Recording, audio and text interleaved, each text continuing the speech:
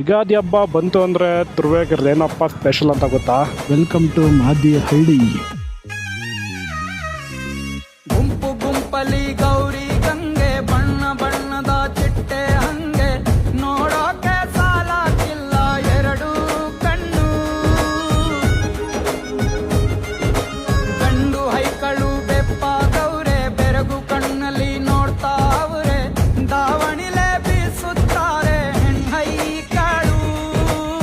ರೊಟ್ಟಿ ಊಟ ಉಣ್ಣಾಗಿಲ್ಲ, ಹಬ್ಬದೂಟ ತಳ್ಳಾಗಿಲ್ಲ, ನೆಂಟ ಜಗಳ ಆಡಂಗಿಲ್ಲ ನಮ್ಮ ಊರಲ್ಲಿ.